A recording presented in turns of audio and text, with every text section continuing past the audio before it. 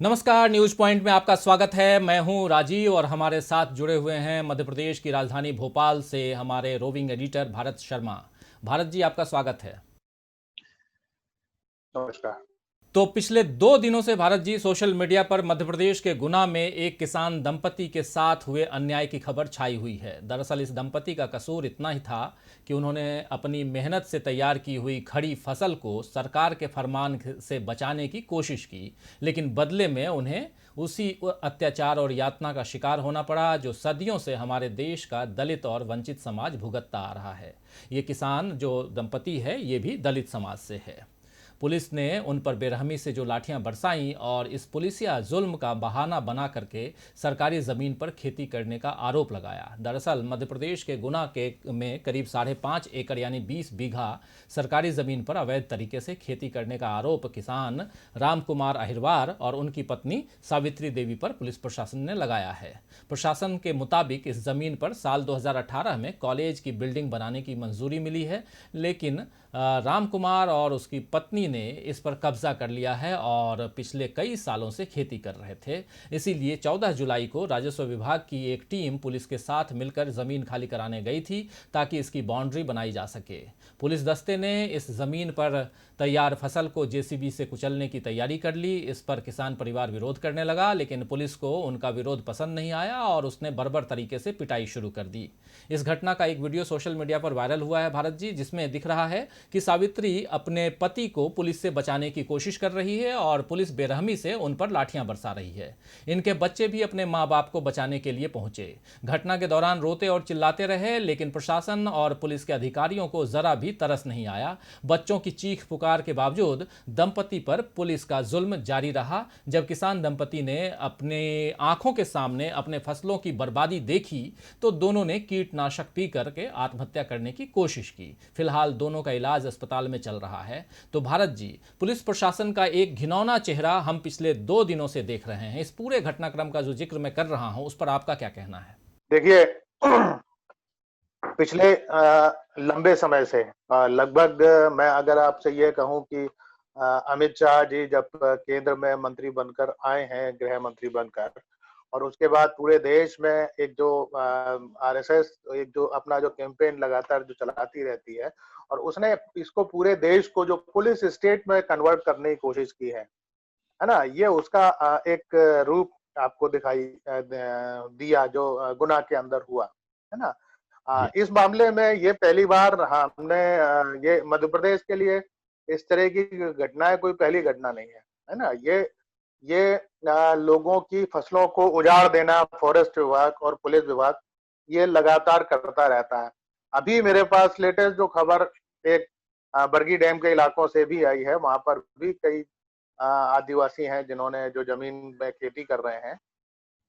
असल में इस चीज को आपको ऐसे समझना पड़ेगा कि मध्य प्रदेश में फॉरेस्ट लैंड का डिमार्केशन नहीं हुआ है ना? मतलब कौन सी जमीन रेवेन्यू की है और कौन सी जमीन फॉरेस्ट की है, इसका मार्केशन ही नहीं हुआ है मध्य प्रदेश के अंदर। जबकि मध्य प्रदेश और ट्राइबल स्टेट है, काफी बड़ा, मतलब कई डिस्ट्रिक्ट हैं यहाँ पर जो ट्राइबल हैं। तो उसमें क्या होता है कि अ, वनाधिकार कानून जो अभी लागू हुआ उसमें भी मध्य प्रदेश ऐसा स्टेट है जहां इसको इम्प्लीमेंट नहीं किया गया, है ना? तो इसमें ये मैं आपको ये इसका केवल एक बैकग्राउंड बताने की कोशिश कर रहा हूँ कि अब उसमें होता यह है कि फॉरेस्ट विभाग के पास ये बड़ा आसान सा तरीका है कि वो किसी भी जमीन को किसी भी वक्त फॉरेस्ट लैंड बता दे और उसमें बता दे कि ये किसानों ने या इन आदिवासियों ने इसके ऊपर अवैध कब्जा कर लिया है, और उसके नाम पर वो इन जमीनों को या जो फसल है उसको बर्बाद करता है। और ये हर साल मध्य प्रदेश में अलग अलग आदिवासी इलाकों के अंदर होता है। यही हमने यहाँ पर देखा, है ना? पुलिस ने जिस तरीके से काम किया, ये पुलिस इसका प्रताड़ना का जो तरीका है, देखिए आप पिछले दिनों मैं वही आपसे जो मैं बताने की कोशिश करता है, इसमें कहने की जो कोशिश कर रहा हूँ कि पुलिस को आपने जिस तरीके से पावर दिया या आप पुलिस के इस इन अत्याचारों के खिलाफ खड़े हुए हैं, वो एक तरीके से उसने पुलिस को ये ताकत देता है कि वो ऐसे गरीब लोगों के ऊपर और अत्याचार करे।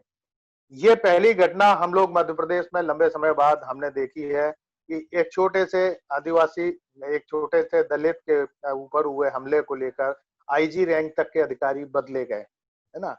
तो उसके पीछे कारण ये है कि ये इलाका जो है यहाँ पर चुनाव होने वाला है ना। ये सिंधिया जी का इलाका है। हालांकि सिंधिया जी यहाँ पे 20 साल सांसद रहे और उन्होंने ये इससे प्रूव है कि इन इलाकों में जो दलितों को जो जमीन मिलना चाहिए था पट्टे पर, या जो पट्टे मिलने चाहिए थे, वो नहीं हुए। जबकि मध्य प्रदेश में वनाधिकार कानून लागू होने से पहले दिग्विजय सिंह सरकार के समय दलित एजेंडा भी लागू हुआ था, और वो जो दलित एजेंडा है वो दलितों को जमीन देने के लिए ही हुआ था। तो अगर उस दलित एजेंडे को लागू होने के बाद भी अगर दलितों को जमीन नहीं मिली, या वनाधिकार कानून के बाद अगर आदिवासियों को जमीन नहीं मिली ईमानदारी के साथ, तो इसकी जिम्मेदारी मुझे लगता है सिंधिया जी को लेना चाहिए, और इसको लेकर सिंधिया जी को सड़क पर उतरना चाहिए, या अब कम से कम सरकार के ऊपर प्रेशर डाल के उन्हें ये जो जमीन है जिनके पट्टे इन लोगों के पास नहीं है, या ये जमीन किराए की जमीन को लेकर भी अगर खेती कर रहे हैं, तो इनको जो है ये पट्टे इनको दिलाए जाने चाहिए, जिससे आगे इस तरीके की घटनाएं ना हो। लेकिन ये निश्चित तौर पर पुलिस का एक ऐसा फेस है जो ये बताता है कि किस तरीके से वो जो ताकतवर हैं उसके साथ खड़े हैं, जो कमजोर लोग हैं उनको किस तरीके से प्रताड़ित करते हैं। जी भारत जी, बिल्कुल सही। और चलिए मान लिया कि अगर किसान परिवार ने अवैध तरीके से सरकारी ज़मीन पर फसल उगाई और ये आरोप कानूनन सही साबित होता, तो उस फसल को तरीके से काट कर और बेच कर वो जो धन उससे प्राप्त होता उसको सरकारी कोष में जमा किया जा सकता था। उस दंपति को किसी और तरह से दंडित करने का प्रावधान कानून में तलाशा जा सकता था। लेकिन सवर्ण मानसिकता और धनपतियों और बाहुबलियों की जी हुजूरी की अभ्यस्त हो चुकी पुलिस को शायद अपना दबदबा कायम करने के लिए ये मौका ज़्यादा मुफीद लगा। शहरों में और गांवों में सरकारी ज़मीन पर मंदिर बना लेने या अवैध तरीके से अपने मकान और दुकान की सीमाएं बढ़ा लेने वाले ढेरों उदाहरण मिल जाएंगे। उन पर प्रशासन इस तरह की सख्ती गाहे बगाहे दिखाता भी है। अगर कोई ऊंची पहुंच वाला रईस हो तो उस तक कानून का नोटिस भी नहीं पहुंच पाता है, ये भी हम देखते हैं। मगर गरीब किसान और उस पर भी दलित किसान पर पुलिस के डंडे खुद ब खुद जो हैं वो चलने लगते हैं। यही 21वीं सदी के भारत का आईना है, जिसमें कोई भी राजनीतिक दल अपनी शक्ल नहीं देखना चाहता। दलितों की महानेता मायावती ने इस घटना की निंदा करते हुए भाजपा के साथ साथ कांग्रेस को भी कटघरे में खड़ा करके अपनी राजनीतिक प्रतिबद्धता दर्शा दी कि वो अकेले भाजपा की आलोचना करने में सहज नहीं हैं। मध्य प्रदेश के पूर्व मुख्यमंत्री कमलनाथ ने कहा कि ऐसी घटना बर्दाश्त नहीं की जा सकती, इसके दोषियों पर तत्काल कड़ी कार्रवाई हो, अन्यथा कांग्रेस चुप नहीं बैठेगी। इसी तरह कांग्रेस सांसद राहुल गांधी ने घटना का वीडियो ट्वीट करके लिखा कि हमारी लड़ाई इसी सोच और अन्याय के खिलाफ है। लेकिन राहुल गांधी को अब ट्विटर से आगे की लड़ाई का रास्ता भी तलाशना होगा। ये एक मामला नहीं है, कई सारे मामले हैं और आए दिन देश के कोने कोने से ऐसी घटना की तस्वीरें आती रहती हैं। लेकिन राजनेता या सियासतदान जो हैं वो अब भी सोशल मीडिया पर ही समाज सेवा के आदी हो गए हैं। क्या कहेंगे भारत जी? देखिए, ये संवेदनशीलता, ये जो इलाका है, ये गुना और शिवपुरी का, और वहां से लेके और ये श्योपुर तक का जो पूरा पट्टी जाता है, ये तो हालांकि दलित परिवार है, लेकिन जो आदिवासी है, ये शहरिया आदिवासी यहाँ पर बड़ी संख्या में है, और ये सारे मैक्सिमम जो लोग हैं लैंडलेस हैं। देखिए, जमीन का थोड़ा सा इक्वेशन चीजों को लेकर समझना पड़ेगा। ये जो जमीनें हैं, ये जमीन इसने किराए पर ली हुई थी, ये जमीन पर इसका कब्जा नहीं था। इसने तो किराए से जमीन ली थी, तो इसका मतलब है उस जमीन के ऊपर काबिज कोई और था।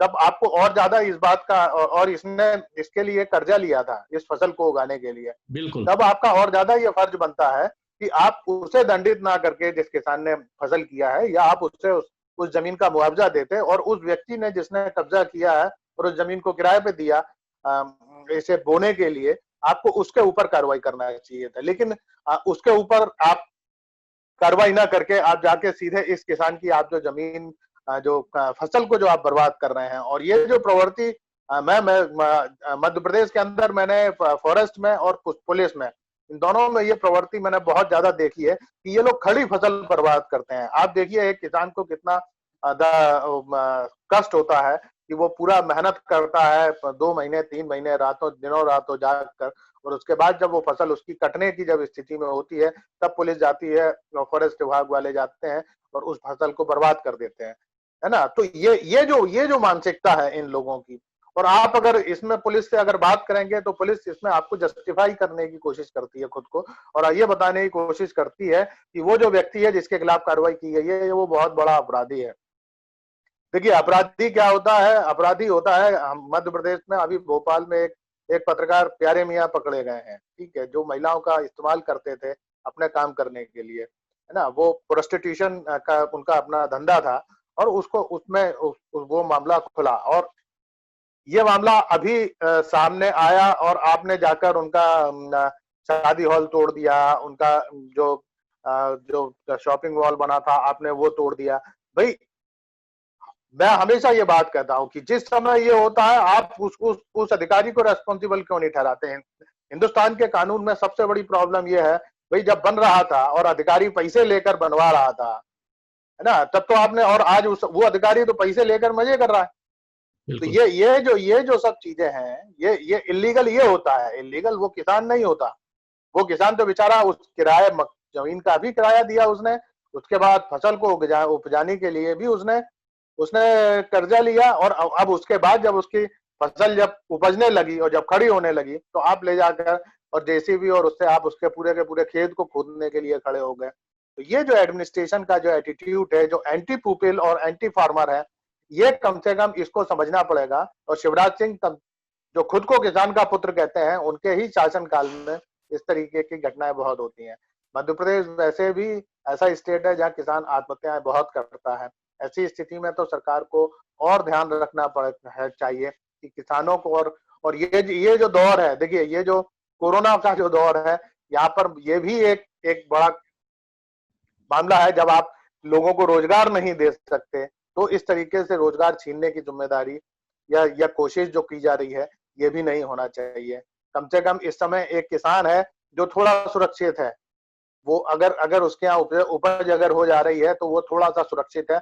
वरना आज के इस दौर में जो कोरोना काल के बाद जो आपकी आर्थिक स्थिति है, उसने आपके लगभग सारे सेक्टर को बैठा दिया है ना। तो इसलिए आपको कम से कम एडमिनिस्ट्रेशन को ये भी सोचना चाहिए कि आप जिस किसान के साथ अन्याय करने के लिए जा रहे हैं, वो किसान आखिर उसके पास तो वही कमाई का साधन है जिससे उसको अपना अपना पूरा सीजन गुजारना है, ये ना। तो आप नहीं दे सकते या आप रोजगार की व्यवस्था नहीं कर सकते, तो रोजगार इस समय खत्म करना या इस तरीके की चीजें करना, ये बहुत ही गलत काम है, और ऐसा कम से कम एडमिनिस्ट्रेशन को नहीं करना चाहिए था। इसमें हम ये कह सकते हैं कि चलिए मध्य प्रदेश सरकार चुनाव की ही वजह से सही, लेकिन इतनी संवेदनशील हुई कि उसने इस घटना में जो अधिकारी थे, एसपी से लेकर आईजी तक के अधिकारियों को बदल दिया, और नया एडमिनिस्ट्रेशन वहां पर कलेक्टर भी बदला गया इस पूरी घटनाक्रम को लेकर। तो चूंकि ये इसीलिए हुआ क्योंकि सोशल मीडिया और मीडिया में ये जो वीडियो काफी वायरल हो गया, और इसलिए इनके ऊपर एक तरीके का प्रेशर था। तो इस प्रेशर के बाद ये हुआ, लेकिन ये निश्चित तौर पर बाकी जगह ये नहीं होता है। बाकी जगह एडमिनिस्ट्रेशन के खिलाफ कोई कार्रवाई नहीं होती है। बाकी जगह जो कार्रवाई होती है, बल्कि सरकार उनको जस्टिफाई ही करती हुई हमको नजर आती है। ऐसी हमने कई घटनाएं देखी हैं। जी, जी। तो हमने कई घटनाएं ऐसी देखी हैं जैसा आप कह रहे हैं, लेकिन जब तक वंचित समाज के लिए संगठित प्रयास नहीं होंगे तब तक ऐसे अन्याय होते रहेंगे। दलितों पर अत्याचार हुआ तो कोई दलित नेता बयान दे दे, किसानों पर जुल्म हुआ तो कोई किसान नेता विरोध कर दे और बाकी लोग अपनी सुविधा देखते हुए ट्वीट करें। इस तरह समाज में सार्थक बदलाव नहीं होगा। इसीलिए चाहे जो नेता जो हैं, चाहे वो राहुल गांधी हों, कमलनाथ हों या मायावती हों या कोई और नेता हो, समाज में लोगों के बीच जाकर के भी उन्हें आंदोलन करना होगा, तभी उनके विरोध को सही दिशा मिलेगी। और जिस प्रकार हम देख रहे हैं भारत जी की जो स्थितियां उत्पन्न हुई हैं, खासकर अभी उपचुनाव है मध्य प्रदेश में, और ऐसे समय में अगर एक दूसरे ढंग की राजनीति हो रही है और ये पूरा का पूरा जैसे आप बता भी रहे हैं कि चूंकि चुनाव है इसलिए कार्रवाई भी हो गई, वरना ये कार्रवाई भी नहीं होती। और वो जो परिवार है, दलित परिवार जो खेती किसानी कर रहा था, वो भी आप जैसा बता रहे हैं कि ये जो ज़मीन है उसकी नहीं है, वो किराए पे ज़मीन लेकर के इस पे खेती किसानी कर रहा था। तो ये बात भी प्रशासन को सोचना चाहिए था, सरकार को सोचना चाहिए था कि आखिर आप कार्रवाई किस पे करेंगे, जो उस पे कब्जा किए हुए है उस पे या जो किराए पे लिए हुए उस पे। तो ये सोचने की बात है। मुझे लगता है कि खड़ी फसल को खत्म करना, ये तो वैसे भी इसको क्राइम की श्रेणी में डालना चाहिए, भले ही चाहे एडमिनिस्ट्रेशन ये करे, ये काम करे। इसमें एडमिनिस्ट्रेशन के खिलाफ भी आपराधिक मामले दर्ज होना चाहिए, क्योंकि आप उस व्यक्ति की मेहनत को, और वो देखिए वो फूड सिक्योरिटी का इशू है। आप अगर अनाज बर्बाद कर रहे हैं, ये फूड सिक्योरिटी से जुड़ा हुआ मामला है। ऐसी स्थिति में, जबकि देश में, मध्य प्रदेश में अगर मैं बात करूं, रोजाना सर्वे आ रहे हैं। कल भी शायद रवीश की रिपोर्ट थी, कल या परसों, जिसमें उसने मध्य प्रदेश को स्पेशली लेकर मध्य प्रदेश के 22 या 23 जिले में विकास संवाद ने एक सर्वे किया है, और उसमें उसने कुपोषण की स्थिति बताई है। तो ऐसा स्टेट जो जो बहुत ज्यादा कुपोषित है, जहां आदिवासी और दलितों में कुपोषण की संख्या बहुत ज्यादा है, जहां आधे 50% से ज्यादा महिलाएं जो हैं वो, उनमें खून की कमी है, जहां 60% से 70% बच्चे कुपोषित हैं, उस स्टेट में आप अगर फूड सिक्योरिटी जैसे या खाद्यान्न को आप अगर बर्बाद करते हैं खेत को, तो कम से कम ये एडमिनिस्ट्रेशन को, सरकार को सोचना चाहिए। मानवता, और ये ठीक है आप कहें कि सरकारी जमीन थी या कोई जमीन थी, भाई ठीक है सरकारी जमीन थी। मध्य प्रदेश सरकार या शिवराज सिंह पर कई बार ये दावे किए हैं कि उनके पास लैंड बैंक है। जब इंडस्ट्रीज को जब उन्होंने बुलाते हैं तो वो बताते हैं कि उनके पास कितनी लैंड है जो सरप्लस है, तो भाई आप उसको सरप्लस जमीन पर शिफ्ट कर दीजिए। अगर कोई किसान अगर जोत रहा है तो आप उसे उसका पट्टा दे दीजिए, और अगर आपको लग रहा है कि वो स्कूल बनाने की या कॉलेज बनाने की बिल्डिंग थी, तो आप उसको सरप्लस जमीन पे शिफ्ट कर दीजिए। आपके पास तो सरप्लस पड़ी, या आप किसान को सरप्लस पे शिफ्ट कर दीजिए।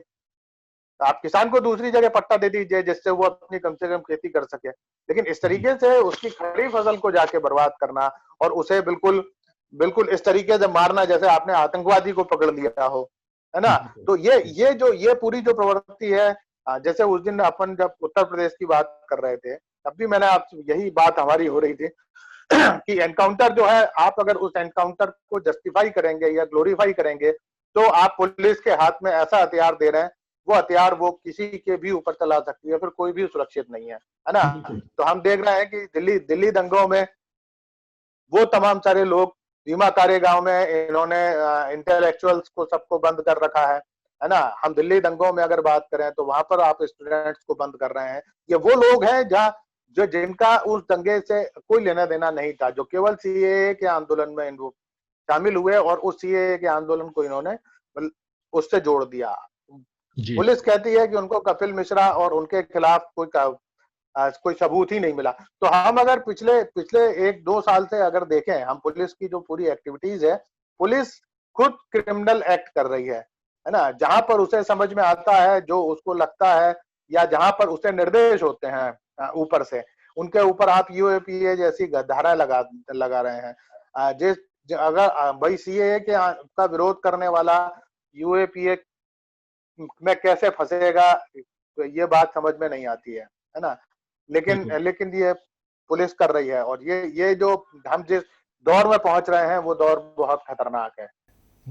जी भारत जी, ये दौर बहुत खतरनाक है, और पुलिसिया कार्रवाई जो है वो हम लगातार देख रहे हैं, लेकिन एक तबका जो है वो लगातार असुरक्षित महसूस कर रहा है, और उस तबके को बचाने की ज़रूरत है। जी हाँ, हम जो बात कर रहे थे अभी, दलित समाज का, वंचित समाज का, किसानों का, और दलित, वंचित और किसान और किसानों की बात हो, और अगर मध्य प्रदेश का जिक्र ना हो तो ये भी अपने आप में एक आश्चर्यजनक होगा। और आज हम लोग बात मध्य प्रदेश की ही कर रहे थे। तो दोस्तों, साथियों, शुभचिंतकों, आपने बहुत ही ध्यान से हमें सुना, इसके लिए आपको बहुत बहुत धन्यवाद। और भारत जी, आपने हमारे साथ चर्चा के लिए वक्त निकाला, इसके लिए आपको भी बहुत बहुत धन्यवाद। देखते रहिए डीबी लाइव। नमस्कार।